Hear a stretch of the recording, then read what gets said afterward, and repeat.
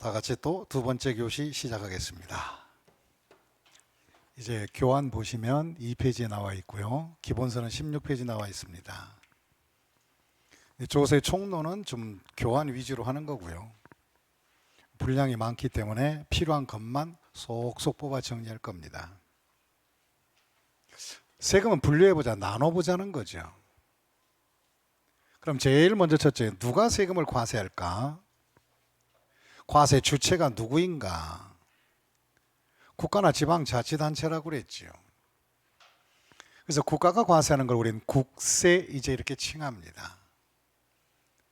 그럼 국세는 누가 담당하느냐? 국세청에서 관장해요. 국세청.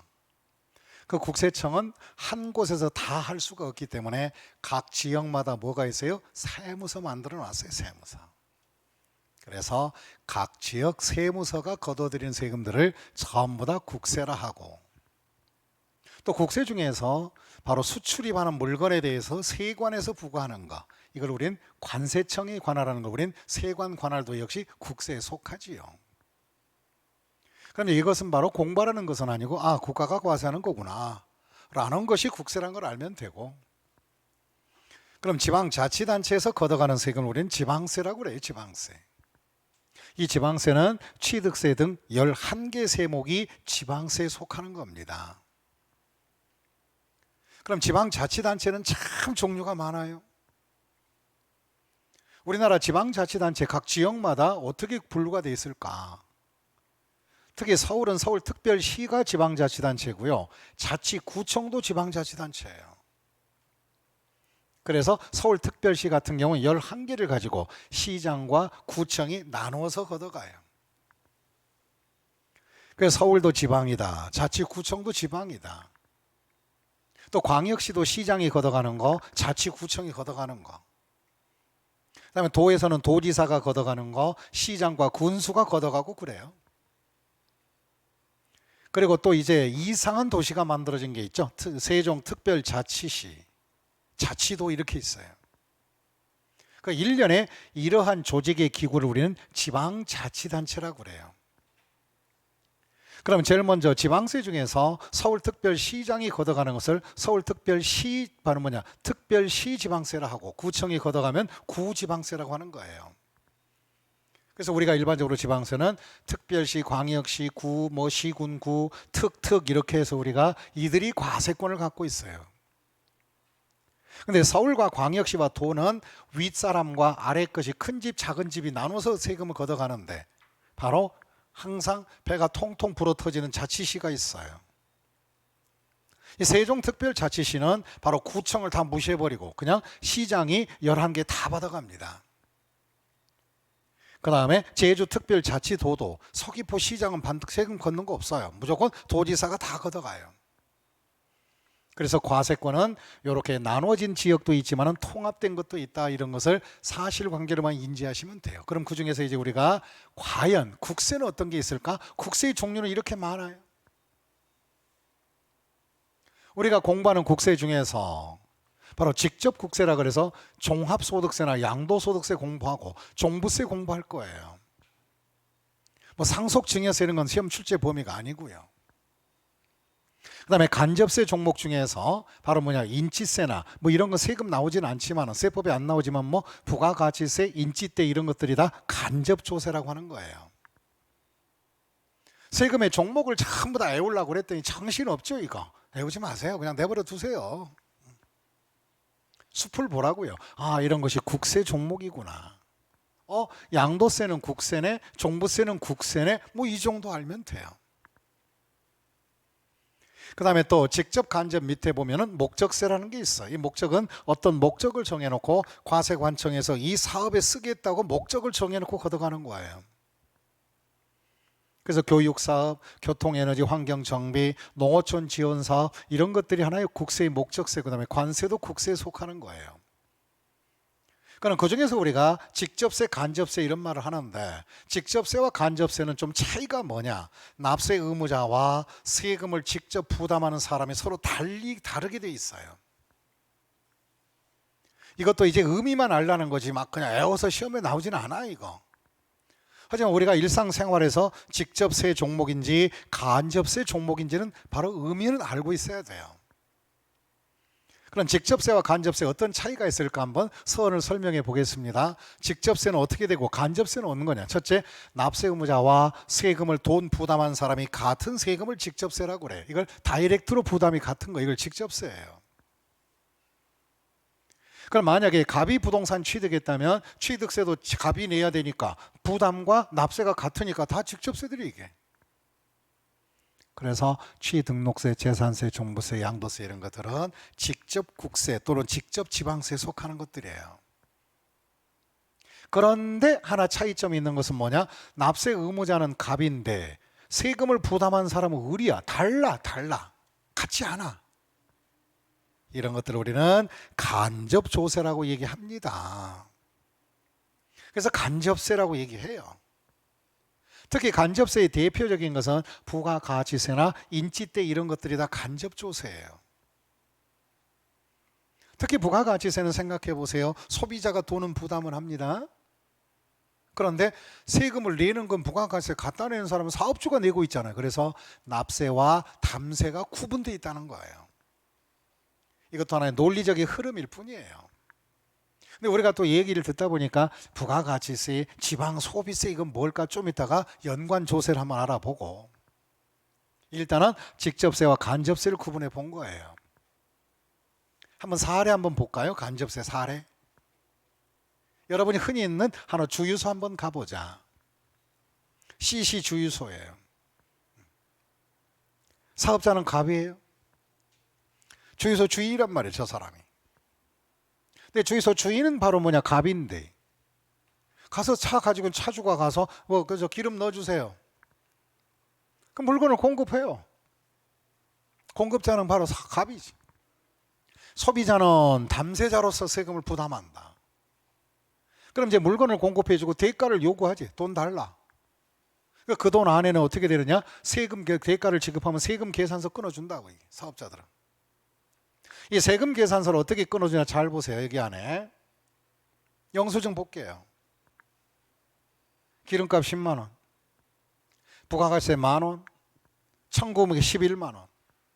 그중에 부가가치세는 물건값의 10%예요. 10%. 근데 이 부가가치세는 10%의 물건값의 10%만 들어있는 게 아니라 부가가치세 안에 지방소비세가 포함되어 있어요. 그래서 10% 안에 일부가 지방소비세가 있다.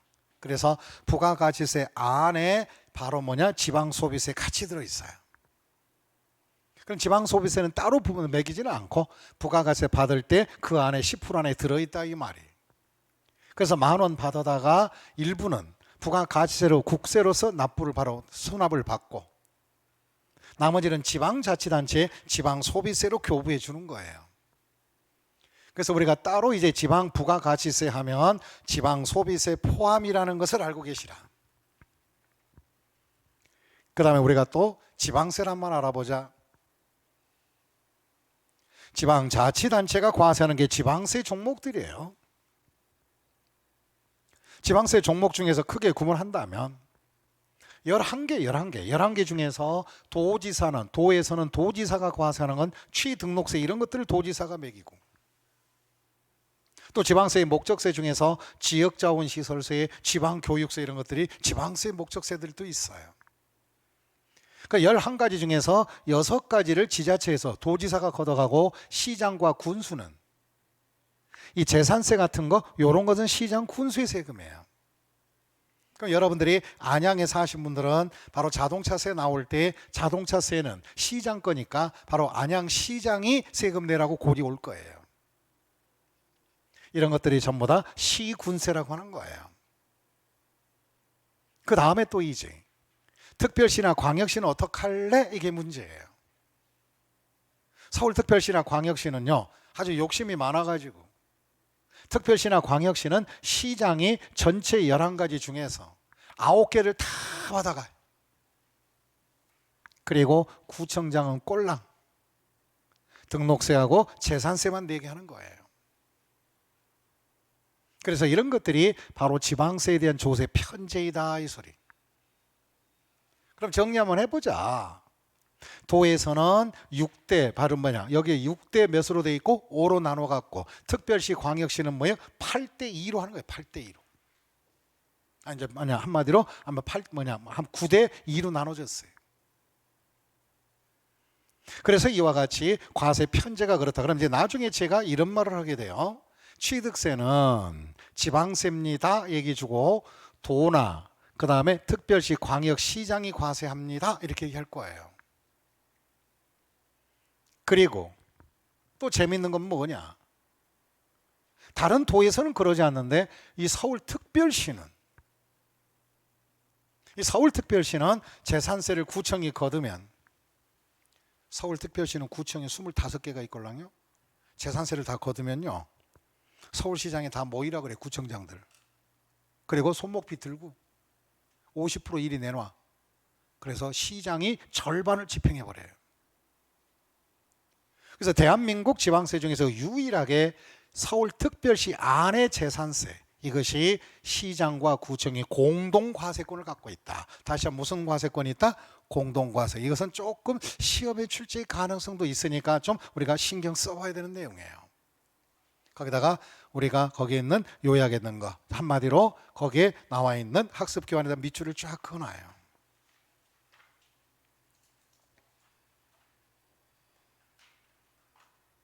특별시나 광역시는 다 그런 게 아니라 특별시만 그러하다.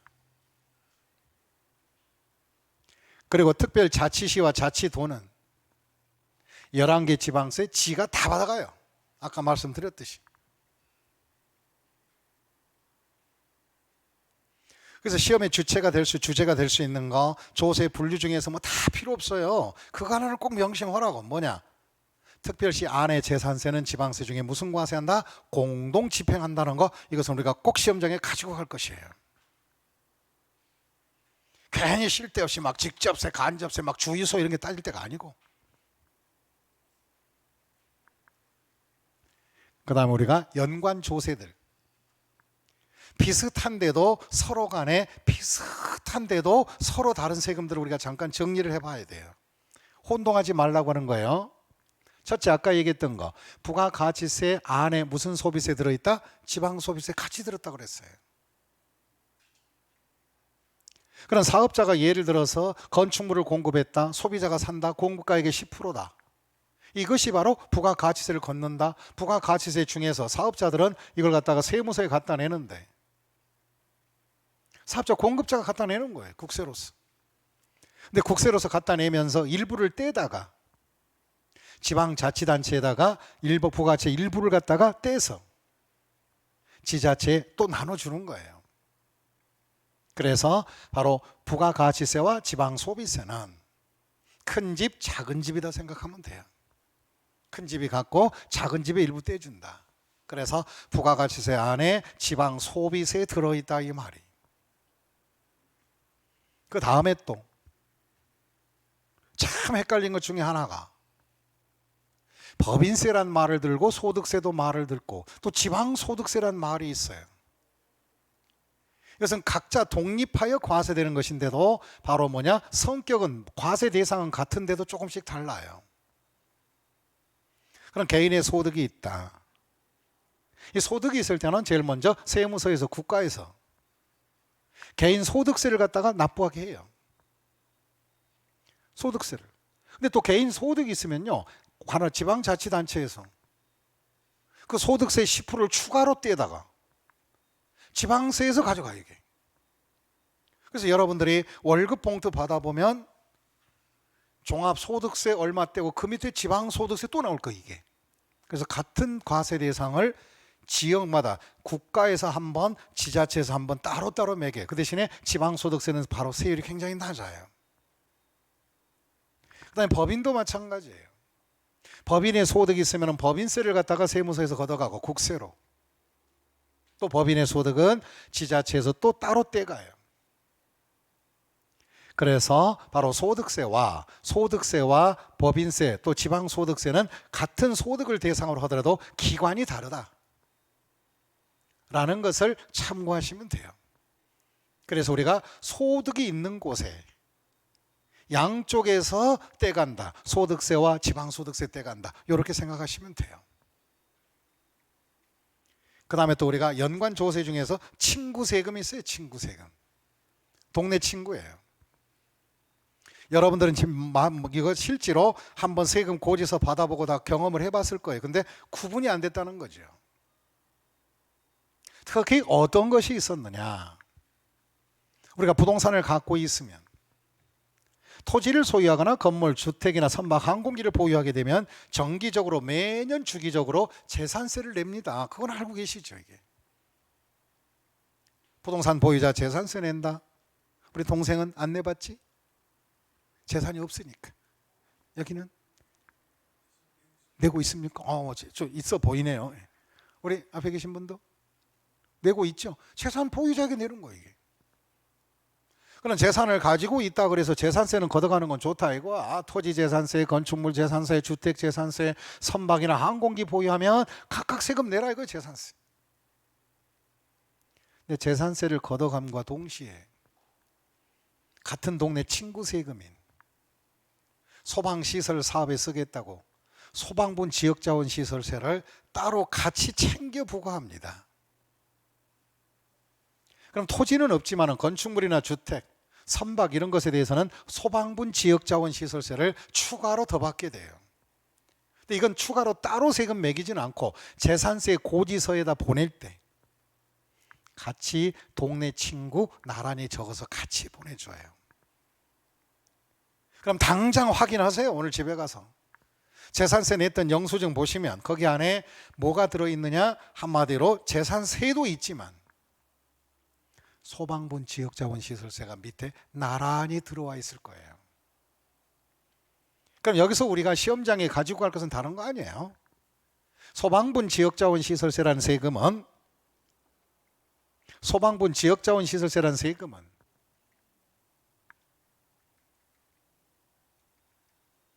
소방분 지역자원시설세라는 세금은 재산세 납세 고지서에 나란히 함께 가는 거다. 서로 독자적으로 과세하면서. 그렇다고 해서 재산세가 있어야만이 존재하는 세금은 아니고 따로 세금인데도 따로따로 하고 고지 보내지 않고 함께 보내준다. 이 사실을 인지하시라 이 말이. 그래서 연관조세 몇 가지를 한번 정리해 봤습니다. 그 다음에 조세의 사용의 용도에 따라서 세금이 어떻게 따라 분류되는지. 제일 먼저 첫째가 일반 모든 세금들은 다 보통세라고 그래요.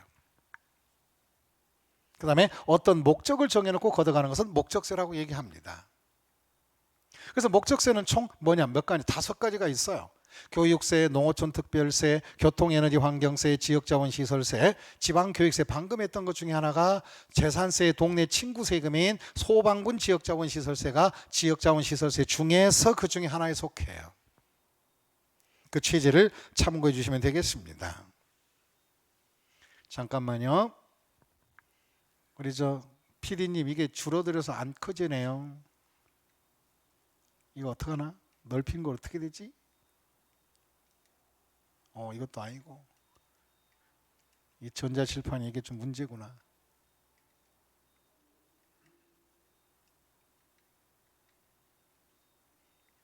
이거 할 줄 알아요? 누구?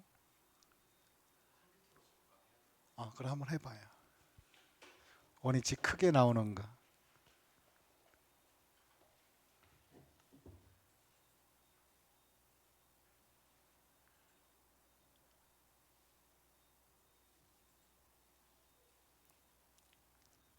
아까 이렇게 나왔었나? 기다려봐요. 이 정도 글씨였어요 아까? 오케이.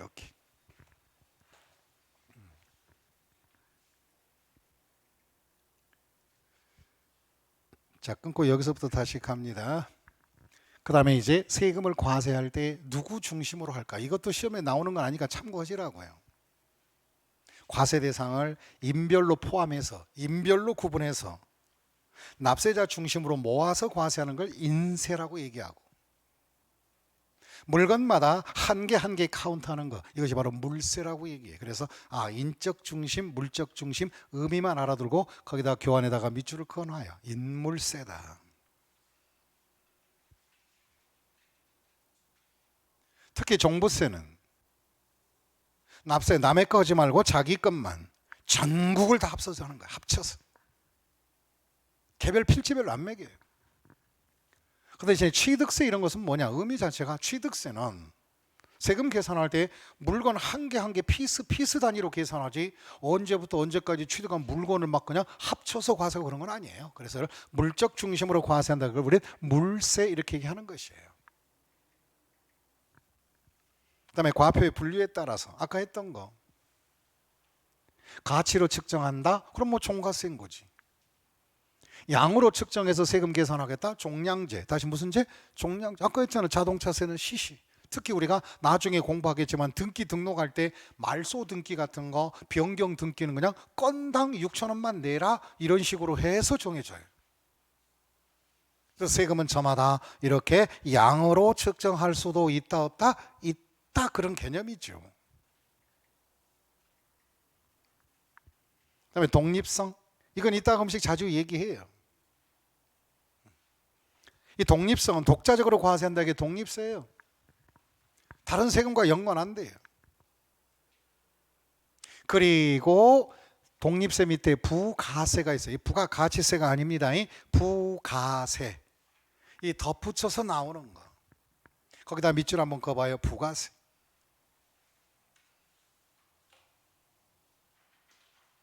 이 부가세는 어떤 세금에 따라다니는 아가세금을 말합니다.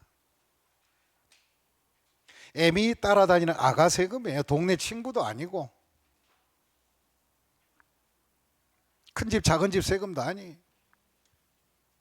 이 부가세는 다른 세금에 따라다니는 아가세금들을 말해요. M이 따라다니는 거. 특히 부가세 같은 것도 우리 이미 경험하면서도 관심이 없었어. 정말 관심이 없더라고. 관심 자체가 없어.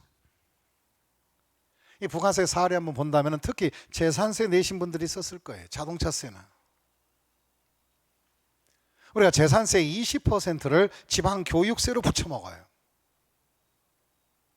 어떤 세금의 세액에다가 비를 붙여 바로 먹는 기생하는 것들이에요. 본세에 기생하는 세금을 부가세, 아가세금이라 그래요. 농특세나 지방교육세 이런 것들이 쓰이는데 한번 볼게요. 재산세 납시 고지서에 주택분 재산세가 나왔다면 지역자원 시설세라는 동네 친구 세금 매기고 독립세 주택분 재산세 독립세예요. 지역자원 시설세도 독립세인데 재산세와 함께 동네 친구 세금이고. 근데 요 재산세의 100만 원의 20%를 지방교육세로 붙여서 다른 세금에 붙여먹는 세금, 이걸 우리는 아가세금이라 그래서 이걸 무슨 교육세다? 아니 무슨 세다? 부가세라고 하는 거예요. 그러니까 사업자가 물건 팔 때 물건 값에 붙이는 거래세금이 아니라 애미에 따라다니는 아가세금, 이걸 바로 종속된 세금을 지방교육세 제를 우린 부가세라 그래요. 우린 그냥 아가세금이라 그래요. 애미 따라다닌다. 그럼 이 아가들은 각 세금마다 있는 것도 있지만 없는 것도 있습니다. 그럼 이 아가 세금들을 본다면 우리가 어떤 것이 있느냐? 우리가 취득세 공부하다 보면 아가 세금은 바로 뭐냐? 한마디로 내일세금 취득세 내거나 감면받은 부분에 농특세가 붙어 다니고 내일세금에 지방교육세 두 개를 붙여요. 그래서 취득세의 자식은 몇 명이 있다? 두 명. 두 명 중에서 그 아가 이름이 뭐예요? 농특세, 지방교육세 있어요. 그리고 등록면허세도 역시 아기가 둘이고 재산세는 아기 한 명, 지방교육세. 그 다음에 종부세나 양도소득세는 역시 한 뭐가 있느냐? 농어촌 특별세라는 아가세금이 있다는 거예요. 그래서 각자 애미 밑에 따라다니는 아가세금들이 있다는 거. 그럼 우리가 이제 나중에 공부할 때 취득세 다 공부가 끝나면 제가 간단하게 얘기해요. 취득세 이것만 내지 마시고 지방교육세나 농특세도 뭐예요? 함께 내주세요 라고 얘기하는 거예요. 그럼 나중에 여러분들이 실무 현장에 가서 취득세 얘기를 해주면서 취득세만 내면 됩니까? 이렇게 해서 바로 의뢰인이 물어봤을 때 거기서 버벅대면 안 돼요. 모르는 사람 버벅대고 있다고 취득세만 내지 몰래요? 이렇게 가버린다고. 그러면 안 돼요. 취득세는 본세로 하고 거기에 애기세금이 조금 추가된다 안 추가된다? 추가됩니다 라고 얘기를 해주고 또 거기서 끝나면 안 돼요. 이 애기 세금이 안 붙을 때도 있어요. 바로 소형 주택을 사면. 무슨 주택? 소형. 국민주택 규모 이하의 집 산 사람들은 아가 세금이 붙지 않습니다. 안 붙을 수도 있어. 그러면 애기 세금들을 정리해 봤고, 그 다음에 큰 3번 밑줄 한번 그어보실래요? 부동산 관련 세금.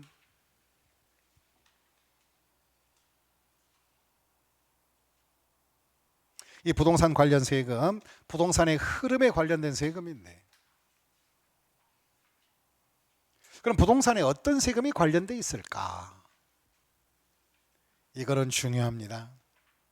지금 조세 분류 중에서 시험에 직접 출제 가능성이 있는 것이 이 부분에 해당이 돼요. 물론 기본 과정에서는 계략적으로 공부하겠지만 심화반에서는 더욱더 심오하게 강의할 거예요. 근데 일단은 여기서 부동산 관련 조세란 뭘까? 첫째, 당신이 부동산을 취득을 하였을 때 내는 세금이 뭐가 있고, 취득자가 내는 세금, 그 다음에 부동산을 보유했을 때는 어떤 세금이 나옵니까? 그럼 부동산을 양도했을 때는 어떤 세금이 있습니까? 이걸 공부하게 될 거예요. 그럼 부동산을 취득했을 때 어떤 세금들이 있을까를 먼저 생각해 보는 거예요. 자, 한번 보시겠습니다. 자, 부동산 취득합니다. 취득 단계. 취득세 내야지. 그 다음에 단순 등기 등록을 하게 되면 또 등록세도 내야 돼요. 그럼 부동산을 또 상속으로 취득하신 분들은 별도로 상속증여세 내야 되고, 그 다음에 아가세금인 지방교육세, 농어촌 특별세 내야 되고, 또 건물을 사업자로부터 사게 되면 그냥 개인끼리는 안 돼요. 사업자로부터 건물 사게 되면 건물값에 부가가치세, 그 다음에 바로 작은 집 지방소비세 함께 챙겨줘야 되고, 그 다음에 매매 계약서 쓸 때 바로 등기 신청할 때 인지도 붙여야 되고, 이런 것들이 취득에 관계되는 세금들이에요. 근데 우리가 여기서 하나 명심해야 될 게 있어요. 우리가 부동산을 취득하게 되면 일반적으로 취득세만 낼 것 같은데 이런 세금이 막 겹겹이 따라다닌다는 거지. 근데 특히 우리가 부동산 취득 중에서 상속이나 증여받았을 때 부동산 취득세는 어떻게 낼까 한번 생각해 봐야 돼요. 그냥 돈 주고 산 것들은 취득세나 나머지 세금 내지만 상속을 받았을 때는 별도로 추가된 세금이 있단 말이에요. 그러면 상속이나 증여를 받게 되면 어떤 세금이 나올까? 첫째, 부동산을 상속받았다. 그럼 만약에 머릿속에 연상하세요. 한 바로 100억짜리 부동산을 상속을 받게 되면 먼저 상속으로 소유권을 넘겨받았다고 취득세는 한 기본 2억 8천 나와요. 100억이면 취득세 얼마예요? 2억 8천. 그리고 국가에서는 상속세 따로 챙겨가. 그럼 100억을 상속받게 되면 취득세는 2억 8천 내고 따로 상속세, 왜? 공짜로 무상으로 얻은 대가로 상속세를 내게 되는데 상속세는 기본적으로 한 40억 나와요. 100억이면. 그럼 100억 상속받았을 때 기본 세금이 취득세 얼마와 2억 8천, 상속세 얼마? 40억. 그럼 얼마? 42억 8천은 기본 깔고 가는 거예요. 이 정도면 제일 끝에 푼 상속 받기 싫어, 좋아. 그래도 받고 싶어요? 거기 남는 게 있으니까. 그래서 여러분들 저하고 약속해야 돼요. 돈 주고 산 것들은 취득세가 기본이지만 다른 잡세하고 상속으로 취득하게 되면 두 개 세금을 내야 된다, 기본이.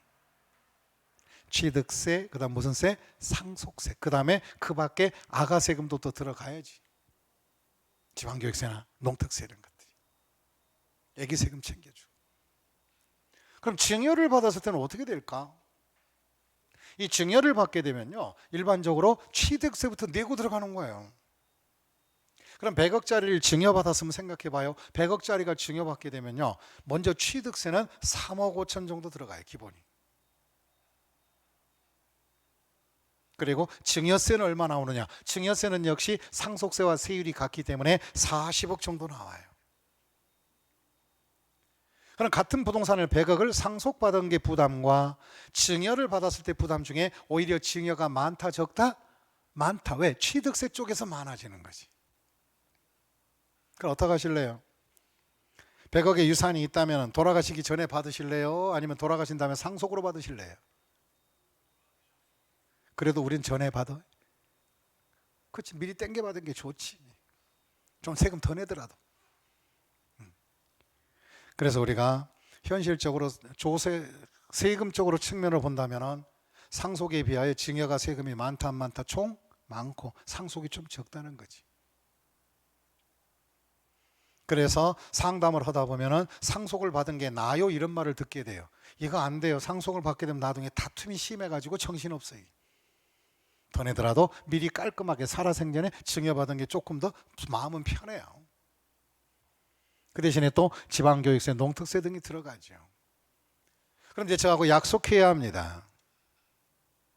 부동산을 취득했다. 기본 취득세 끝. 다른 격가지 세금 빼고. 그 대신에 상속으로 부동산 취득했다면 두 개 세금은 기본 깔고 가라. 무슨 세? 상속세, 취득세. 그 다음에 증여를 받으면 뭐예요? 증여세, 취득세가 취득자에게 공통 부담된다는 거예요. 여러분들은 대체적으로 생각이 그리? 증여받으면 증여세 냈으면 됐지 왜 취득세 왜 내냐고? 아니에요. 취득은 별개예요. 별개. 증여는 무상으로 받은 죄로 증여세 내는 것이고 소유권을 넘겨받았다고 취득세 내는 거예요. 이게. 그래서 두 가지 세금이 기본적으로 깔고 간다는 것을 명심하시라 이 말이. 그 다음에 또 부동산을 보유하면 어떻게 될까?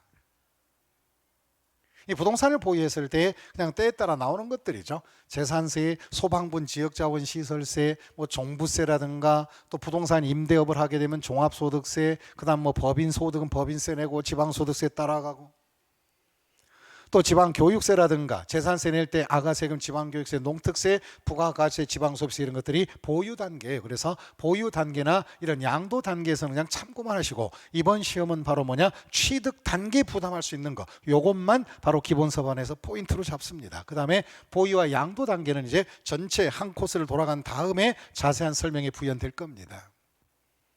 그럼 먼저 우리가 정리하자. 취득세에서 부동산을 취득 단계에서 부담할 수 있는 조세들 취등록세라든가 상속증여, 지방교육세, 농특세, 부가세, 지방소비세 등이 있다. 인지세 등도 있고. 그 일련의 이와 같은 내용에 따라 정리해봤고 그럼 나중에 이제 이 핵심 정리가 시험장에 가기 전에 제가 정리해 드릴 것들이에요. 취득, 보유, 양도에 모두 관련된 거, 보유와 양도만 관련된 거 이런 걸 다 정리를 나중에 할 것이고 이제 용어의 정리 중에서 교환 3페이지 가시면 좀 이제 복잡한 걸 공부하게 돼요. 이건 시험과 직접적인 연관이 있는 용어니까 반드시 잘 살피셔야 됩니다. 밑줄 한번 그어봐요. 가산세,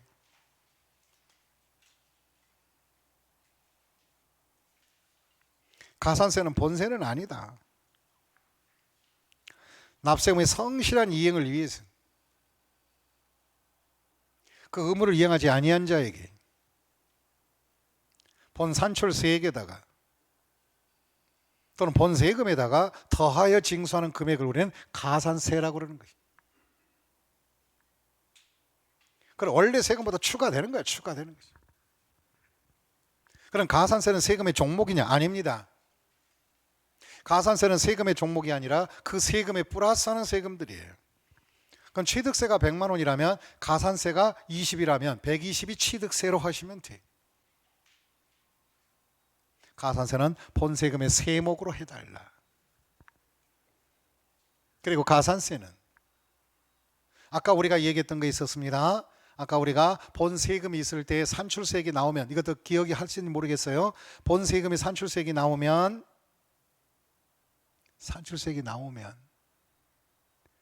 조세 특례 제한법상 세금을 뭐 해준다? 감면해준다. 이때 조세 특례 제한법상 감면을 할 때는 가산세까지는 감면 적용하지 않습니다. 가산세는 범칙금이기 때문에 감면하지 않아요. 그러면 어떤 뜻이냐? 칠판 한번 보시겠습니다. 우리가 과세표준에다가 곱하기 세율을 하게 되면 산출세액이 나올 것이다. 산출세액에서 조세 특례 제한법상 감면 신청할 수 있다 그랬어요, 아까 우리가. 그럼 여기서 이제 결정세액이 나오고, 혹시 당신이 신고를 잘못했을 때는 가산세가 있을 때는 가산세를 더해서 그 세금에 납부할 세액으로 만들었어요. 그럼 이때 이 가산세는 감면 이후에 나오는 것이기 때문에, 가산세는 산출세액에서 감면하는 것이 감면이지 우리가 가산세를 포함한 결정세액에서 감면하는 것이 아니기 때문에 가산세는 조세 특례 제한법상 경감받을 수 있다 없다? 없는 대상이다 이 말이에요. 가산세는 깎아줄 수 없어요. 그건 쉽게 얘기하면 우리가 농사를 지으신 분이 농지를 팔았을 때는요, 세금 1억을 감면해 줘요. 근데 이 사람이 1억을 감면받을 텐데 세금이 총 얼마냐? 가산세 원래 세금이 이 사람이 내야 될 세금이 8천이고 감면은 1억이기 때문에 8천 다 깎아줄 수 있었는데 가산세가 3천이 있어서 그래서 합이 1억 천이었던 거예요. 그럼 이 경우에 조세 감면은 8천만 원까지만 하는 거지 가산세까지는 감면 대상에 들어간다 안 들어간다? 아니 들어간다 이 뜻이에요.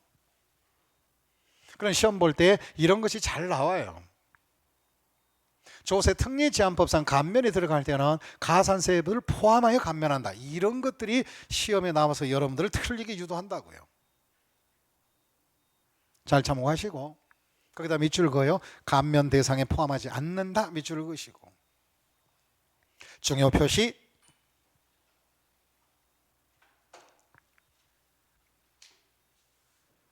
그럼 가산세가 뭔지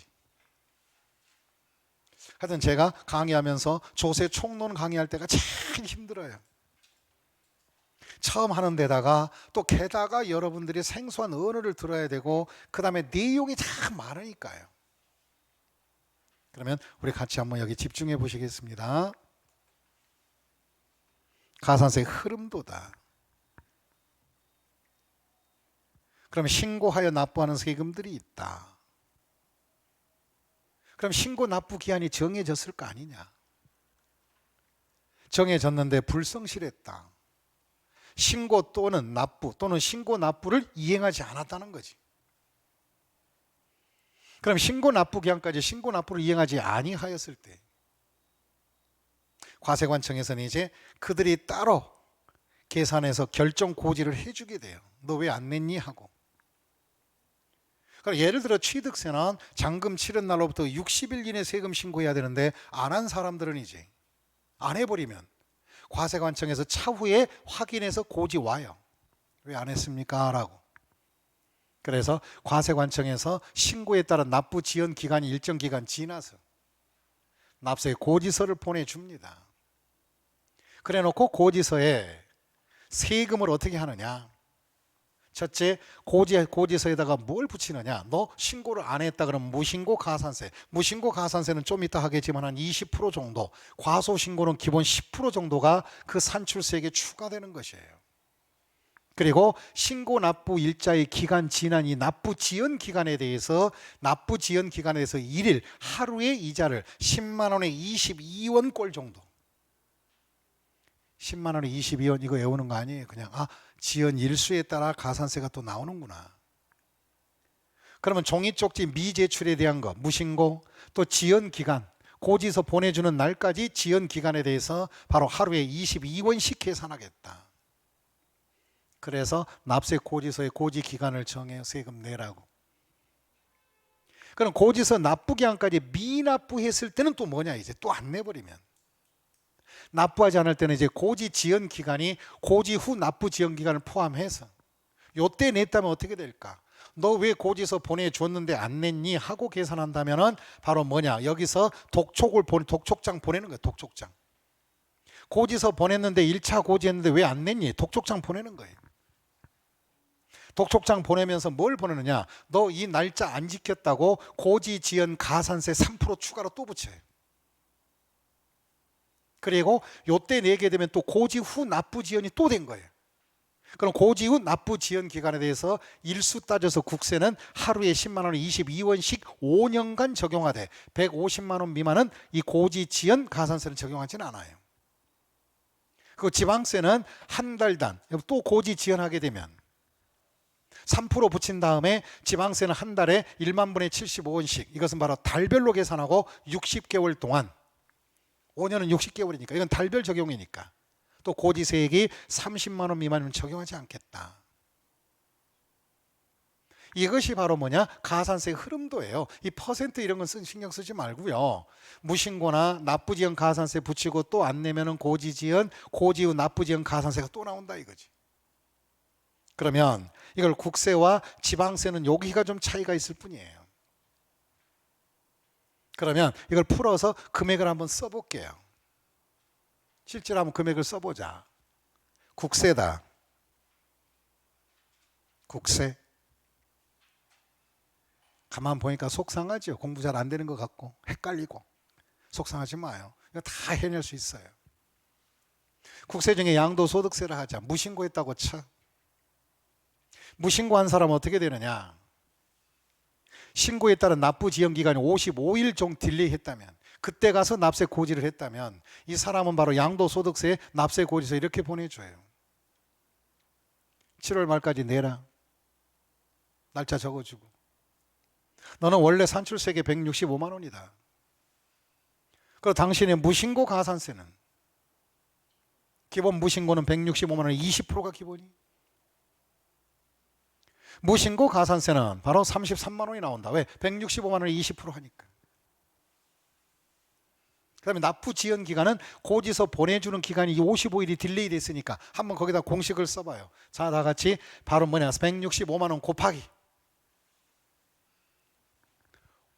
165만 원 곱하기 10만 분의 22 곱하기 55일. 그러면 대충 19,000 얼마 나올 거예요. 근데 제가 간단하게 2만 원 쓴 거예요. 그래서 고지서에 내세요라고 200만 원을 딱 고지서 보내주는 거예요. 언제까지 내라? 7월 말일이 여기다. 여기까지 내달라. 그 1차 가산세가 붙었다 이거지. 그럼 고지 후에 또 안 내게 되면 미납부하게 되면 2차적 가산세가 이제 또 나오는 거지. 그럼 7월 말까지 날짜를 못 지키고 11월 8일 날 냈다면 고지서 보내주었는데도 7월 말일서부터 해서 11월 8일이면 약 100일이에요. 100일. 100일 지연해서 냈어. 그러면 첫째, 고지서의 납부 지연 기간이 100일이라면 넌 독촉 고지서에 이렇게 보내준다. 고지에 따른 첫째, 요 날짜까지 안 냈으니까 요 200만 원에 얼마가 되느냐? 3% 하게 되면 6만 원 계산돼. 그리고 너 날짜 또 100일 또 딜레이 됐잖아. 고지 후에 날짜가 또 100일이 지연됐잖아. 그러면 넌 납부 지연 가산세는 얼마? 100일분이니까 똑같은 거예요. 바로 여기에 해당되는 거 200만 원에다가 바로 10만 분의 22 해가지고 100일 곱하면 약 44,000원 나와요. 그래서 이렇게 해서 세금 내라고 고지하는 게 국세가 이렇게 되는 것이에요. 그럼 우리가 국세가 그렇다면 지방세는 어떻게 되느냐? 똑같이 가는데 약간 차이가 있어요. 끝에 가서. 지방세는 똑같습니다. 55일 됐다면 납부기한 7월 말일 적어주고 취득세는 지방세니까 165만 원, 무신고 33, 그 다음에 납부지연 2만 원 해서 합의 200만 원 계산된 거예요. 그래서 7월 말까지 내라고 고지서 보냈다는 거지. 근데 안 내버린 거예요. 미납부하면 어떻게 될까? 11월 8일 냈다면 고지 지연기간 100일이니까 지방세는 이렇게 따져요. 미납부에 대한 독촉장 보내면서 고지했다는 거, 고지 지연 가산세는 6만 원 똑같아요. 3%니까 7월 말일 라인 타치했다면 6만 원이 무조건 못 내면. 그 다음에 11월 8일까지 된 거니까 고지에 따른 납부 지연 가산세는 얼마 나오느냐? 바로 어떻게 되느냐? 1월 달별 계산이에요. 얘는 지방세는. 국세는 아까 일수 계산이지만 얘는 달별 계산해서 한 달을 30일 잡고 자투리 달은 없는 걸로 해서, 그럼 1월당 1만 분의 75 몇 개월이다? 석 달만 잡으시면 돼요. 100일은 석 달이지 달수 미만 없는 걸로 해주고, 그래서 달별로 끊어 들어가는 게 지방세가 그렇다는 거예요. 그러면 고지 후 납부 지연은 국세는 일수, 지방세는 뭐예요? 달달이 계산이다. 다시 뭐 계산이다? 달별 계산이다 이 뜻이. 그래서 우리가 가산세 이런 것이 있다. 그러면 여기서 우리가 정리할 건 딱 하나. 야, 이 가산세는 세금에 더하는데 바로 뭐냐? 첫 번째 고지할 때 신고에 따른 가산세에 또 안 내면 고지에 따른 또 가산세가 나오는 거구나. 그래서 가산세, 고지 전도 가산세, 후도 다 가산세 이렇게 가는 거구나. 아, 이 상황을 인정하시라 이 말이. 그럼 밑줄 긋겠습니다. 교환 6페이지에 신고 불성실 가산세는 무신고는 밑줄 그으세요. 20%입니다.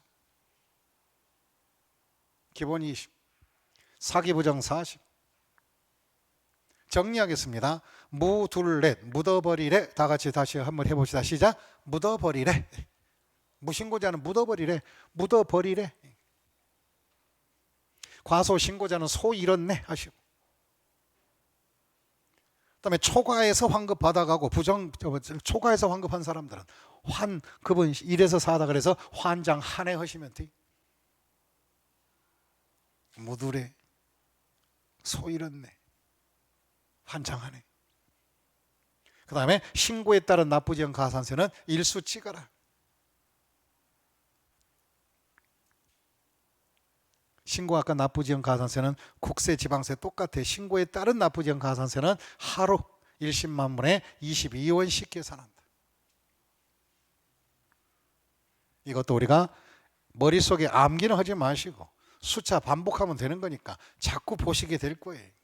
근데 기본을 알고 가자. 무둘에 소 잃은 내막까지만. 그 다음에 사기나 부정행위가 뭘까? 밑줄 한번 그어봐요. 사기 부정.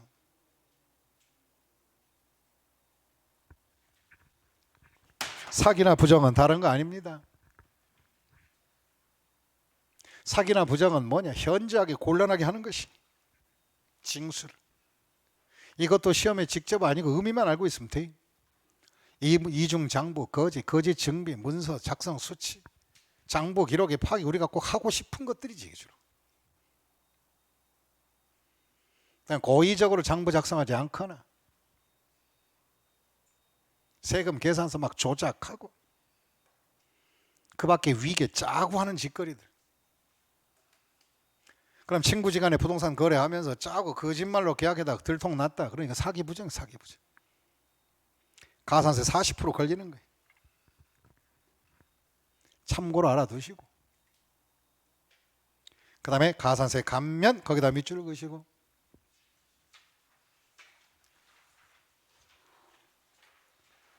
가산세 감면이 뭘까? 가산세 감면은 가산세를 깎아줄 때가 있어요. 조세 특례 제한법상 감면 안 되더라도 이럴 때는 가산세 좀 깎아주는 경우가 있어요. 기한 후 신고나 수정 신고한 자.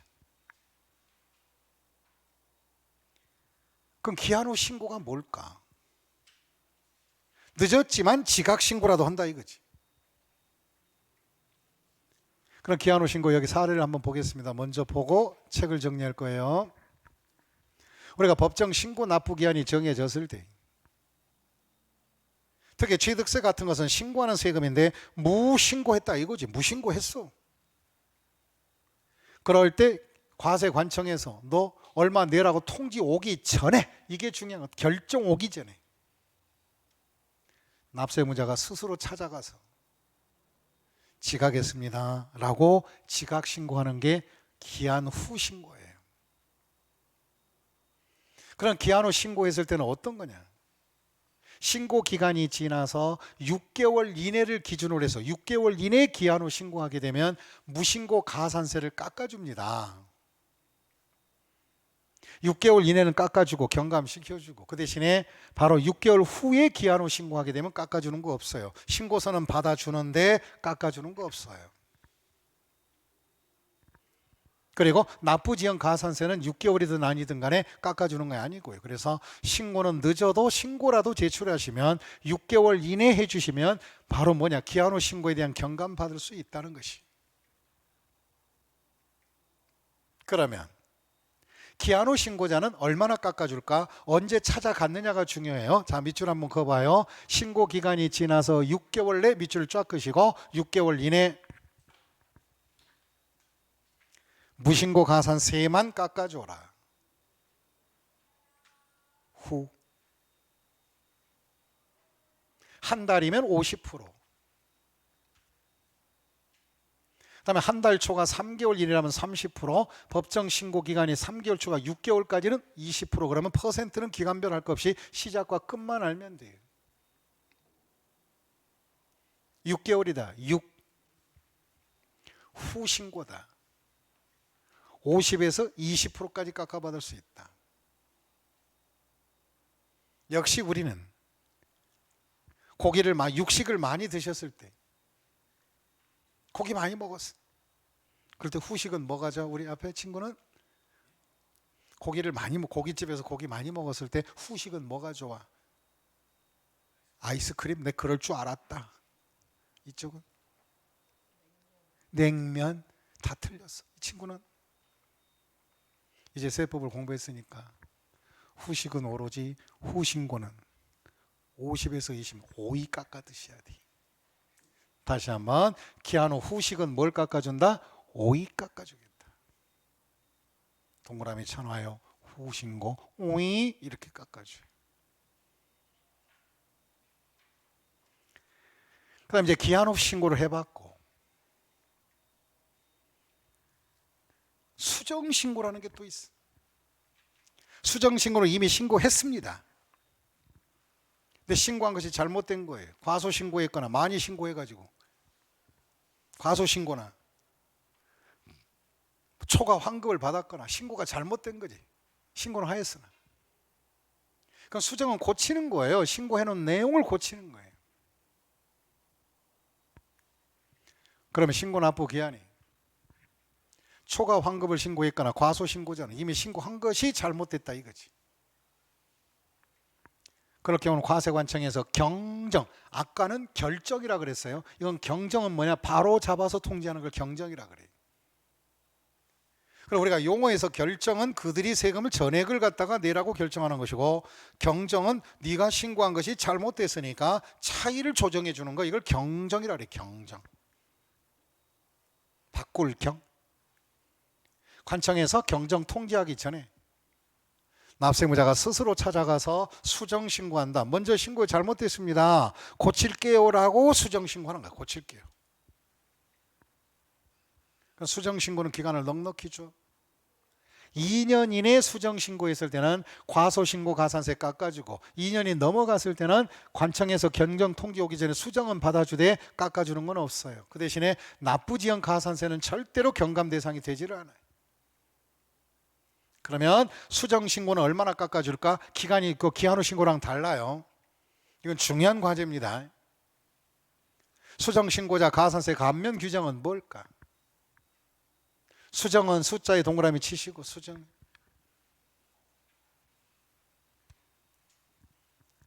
기억. 한 달 이내는 90%. 2년 이내면 10%까지 깎아주겠다. 10에서 92년 수정. 동생, 암기 어렵지 이거? 중간이 특히 어렵지 이거? 중간 필요 없어. 이를 그냥 I라고 생각해. I9. 몇 년? 2년이 최고니까. 2년 이내니까. 그래서 I9 수정이 2년 하시면 돼요. 그때 좀 써놔. I9 수정이 2년 오랜만이다 이렇게. 나중에 꼭 기억날 거예요. I9 수정이 2년.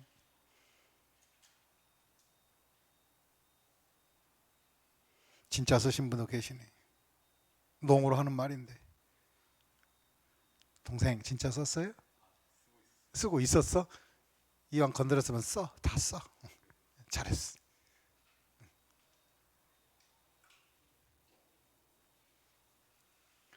저는 이제 세법을 수업을 하다 가장 당황스러울 때가 있습니다. 그게 뭐냐? 당혹스러울 때가. 뻑하면 결석을 해. 결석. 혹시나 피치 못해서 결석을 하셨을 땐 결강된 부분을 반드시 집에서 보충으로 인터넷 들어 안 들어요? 들어주셔야 돼요. 그거 안 들면 완전 수험생으로서 완전 그 위치나 자리가 버립니다. 완전. 저는 미련하게 이해 안 가면서 따박따박 열심히 수업 들은 사람들이 합격하는 건 봤어도 머리가 샤프하고 잽싸고 얍삽하고 복도에서 말이 많은 사람들 합격하는 걸 못 봤어요. 제가 올해 강의가 26년입니다. 세법 강의가. 그 과정을 볼 때 다 그려왔어요. 그리고 힘들고 복잡하다고 피해가는 사람들은 합격하는 걸 못 봤어요. 모든 게 전투적이어야 돼. 전투적. 저는 여러분들을 강하게 해서 시험장에 모시고 가는 거지, 부드럽게 해서 비유 맞춰가면서 그렇게 강의하는 스타일이 아닙니다. 우리는 강하게 가야 돼. 합격한 자가 강자니까. 결과의 예측은 뭐가 시험에 나오고 어디 방향이 가는 건 내가 지도하는 것이고, 여러분은 거기에 따라오시면 돼요. 수정이 2년까지 해본 거예요. 근데 여기서는 이제 이런 가산세를 깎아줄 때 돈을 내야 깎아주느냐 아니면 신고서만 던져도 되느냐, 이거는 신고서만 던져도 되지 꼭 돈 내라 소리는 아니에요. 신고서만 제출하시면 돼요. 그 다음에 고지에 따른 국세, 가산세, 지방세, 가산세는 뭘 깎아했던가? 고지서 나가면 납부지연 가산세 안 내면 3% 국세, 지방세. 그 다음에 지방세는 이렇게 간다 그랬죠. 국세나 지방세 중에서 납부 지연하게 되면 국세는 하루에 22원씩 10만 원에. 그 다음에 지방세는 달별로 아까 끊는다 그랬어요. 달별. 달달이 60개월 동안. 고지 후 납부 지연은. 그리고 만분의 75, 60개월. 그 다음에 1개월 미만 없는 것으로 하고, 얘는 5년간 하루에 1십만 분의 22원씩. 고지 후 납부 지연 가산세. 밑줄 그어놓을래요? 5년. 그 다음 밑에는 60개월. 그 다음에 이 경우에 고지에 따른 납부 지연 가산세는 최저 금액이 있어요. 국세는 밑줄 그어봐요. 150만 원 미만은 적용 안 함. 지방세는 얼마 미만은 적용하지 않겠다? 30만 원 미만이면 적용하지 않겠다는 거지.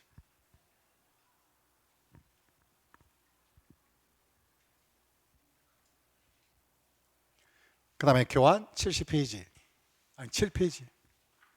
납세 지를 알아봐야 됩니다. 이거 시험 문제 너무 자주 나오는 거예요. 세금을 어디다 갖다 내는 것인가? 은행 그러면 큰일 납니다.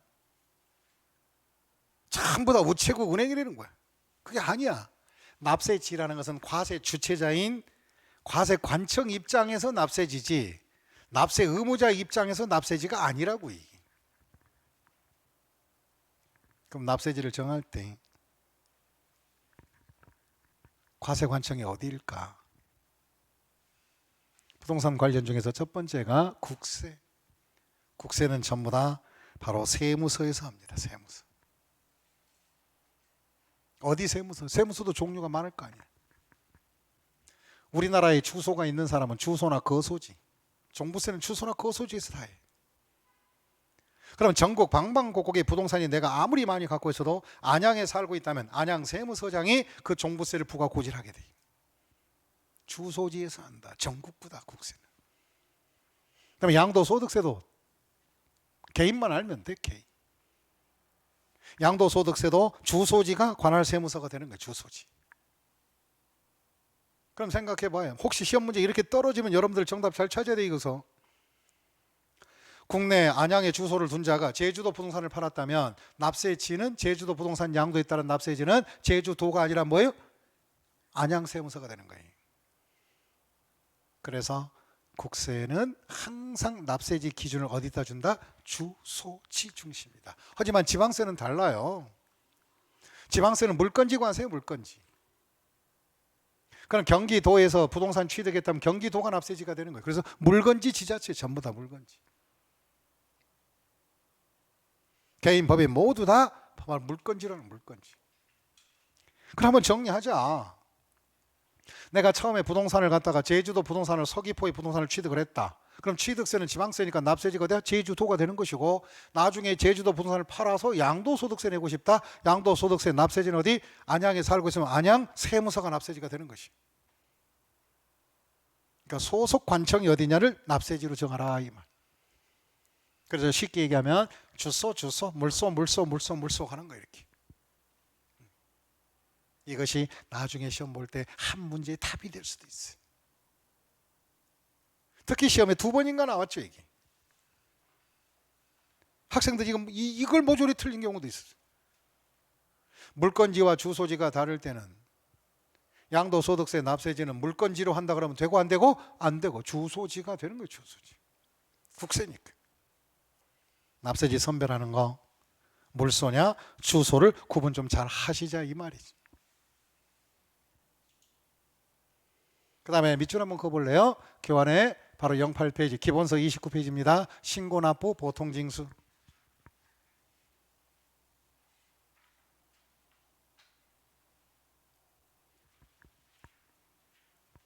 아까 얘기했던 거 예측 가능한 게 뭐냐? 신고하고 납부하는 거지. 예측이 불가능한 건 신고 납부. 예측이 가능한 것은 바로 뭐냐? 고지징수하는 것이지. 국세, 종부세나 이 종부세 이런 것들은 국가에서 발표한 공시가격을 취합해서 바로 매기기 때문에 그들이 직접 계산해서 보통 징수하는 게 원칙. 그리고 소득세나 법인세, 이 부가가치세 이런 국세들은 미리 사전에 예측할 수 없으니까 신고하여 납부하는 것이다. 여러분 참 많이 배웠다 오늘. 그런데 여기서 종부세는 거기다 밑줄 한번 그어봐요. 종부세는 원래 고지징수가 원칙이. 그러나 종부세는 고지징수가 원칙인데 당신이 원하신다면 신고납부는 선택할 수 있다. 신고납부로 선택할 수 있다. 이 선택의 규정 시험 문제 한 번 출제된 적이 있어요. 그럼 어떻게 출제되는? 종부세는 신고납부 방법이 의한다? 틀렸습니다. 종부세는 신고납부를 선택할 수 있다. 그거는 맞습니다. 그 다음에 지방세, 재산세나 뭐 주민세도 그러하지만 신경 쓸 건 없고, 소방분 지역자원 시설세는 이것도 공시가격을 바탕으로 미리 사전에 예측하는 것들이. 그래서 고지징수가 원칙이다. 하지만 취등록세나 이런 것들은, 지방소득세나 소비세 이런 것들은 과세관청에서 미리 사전에 예측할 수 없으니까 신고하고 납부하는 것이다. 그 기준을 살리면 돼. 그럼 아가세금은 어떻게 낼래?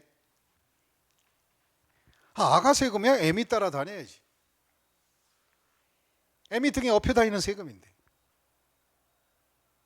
그럼 취득세에 딸린 아가세금, 농특세나 지방교육세 얘네들은 취득세가 신고 납부하면 아가세금도 뭐한다? 신고 같이 하는 거지. 같이 하는 거지. 그럼 정리하겠습니다. 아가세금은 누구 따라 납부 방법이다? 애미 따라간다. 본세에 따르라. 본세에 따르라. 동생 알겠어요? 네. 제가 강의를 수십 년 해오면서 동생이라고 부르는 학생들은 절대 안 떨어졌어요. 영광이 아니라 동생으로서 책임을 져야 돼. 책임. 그 다음에 뒤에 있는 고모나 이모들도 다 똑같이. 우리 한번 전원 합격의 길로 가보자고. 근데 거기서 귀를 빨리 열어야 돼. 귀를. 귀가 안 열리면 안 돼. 귀가 안 열리면. 운전면허도 똑같잖아요. 제가요 면허를 처음 따가지고요, 저는 일반 면허 아니에요. 특수 면허예요. 혹시 그런 면허 알아 동생? 2종 보통 오토라는 거? 비웃었죠. 저랑 같아요? 뭐 일종의 뭐 쓸데없는 거 따가지고 왜 그래? 오토를 따야지. 처음에 시운전 내려가는데 양재 IC에서 천안 옆에 태워서 가는데 수원 IC를 못 빠져나왔어요. 천안까지 갔어요. 이게 뭐냐면 아무리 이론을 잘하고 면허를 땄다 하더라도 숙성되지 않으면 힘든 거예요. 공부도 마찬가지로 지금 이해하고 끝날 것이 아니라 여러분의 것으로 만드는 게 중요한 거예요. 만드는 방법 많이 읽으세요. 머릿속에 남기지 말고 눈으로 읽혀나가세요. 그러면 됩니다. 아가 세금은 본세에 따라간다는 거 이걸 알아두시면 되겠습니다. 근데 여기서 중요한 건 신고 납부가 원칙인 세금도 신고 납부를 하지 않거나 잘못했을 때는 나중에 과세관청이 결정해서 고통징수한다는 걸 알아두셔야 돼요. 그럼 취득세는 신고 납부하라. 안 하면은 그들이 결정 고지할 거다. 나중에 가서 확인해서. 근데 여기서는 원칙적인 내용을 하는 거예요. 원칙. 그 다음에 이거 하나만 정리하고 쉬겠습니다. 그럼 세금은 신고 납부 기간이 있다는데 언제까지 되느냐? 이걸 잘 보셔야 돼요. 종합소득세는 소득세 중에 종합소득세는 1년치 결산해서 내년 5월 달이고 양도소득세도 1년치 결산해서 내년 바로 뭐냐? 내년 5월 달에 신고하는 거예요. 소득세는 1년치 결산해서 내년 5월 달에 확정한다. 그러나 양도소득세는 미리 땡겨 하는 거 예정신고라는 게 있다. 양도소득세는 미리 신고하는 무슨 신고? 예정. 예정신고는 빨리빨리 해라. 예정신고는 언제까지 정리하느냐? 팔아버린 달 말로부터 2달. 한번 정리해 봅시다. 예정은 언제까지 신고한다? 양말 2개. 다시 한번 예정은 뭐로 한다? 양말 2개. 하지만 예정 신고했다 할지라도 1년치 결산해서 내년 5월 달에 확정하는 거예요. 그다음에 종부세는 고지징수가 원칙이지만 신고를 선택하신다면 12월 1일부터 15일까지 되는 것이고 취득세는 60일 내에 신고하는 것이고 등록면허세는 등기하기 전까지 내는 게 세금이에요. 이런 것들이 각자 신고 납부하는 거예요. 그중에서 시험 문제에 가장 많이 나왔던 것이 요 양도소득세 바로 이 본신고가 아니라 미리 땡겨는 예정신고에 대해서 가장 시험 문제 많이 나왔죠. 우리 다 같이 합시다. 예정신고 한번 우리 머릿속에 기억합시다. 자, 잊어버리더라도 기억합시다. 자, 예정신고는 양도소득세 예정신고는 언제까지 한다? 양말 2개. 다시 한번 무슨 2개? 양말 2개. 다시 한번 양말 몇 개? 2개. 양말은 2개다. 이거 앞으로 제가 1000번 이상을 여러분한테 말씀드릴 거예요. 그런데도 양말 2개가 시험에 나왔는데 그게 틀려버렸다. 그럼 인간이요? 아니요? 인간 맞아. 그래도 사람이니까 그러지. 짐승은 학습 효과가 투철하기 때문에 안 잊어버리죠. 사람이기 때문에. 관심이 여러분의 미래를 바꿉니다. 잠시 후에 또 용어 정의 들어가겠습니다. 휴식해요.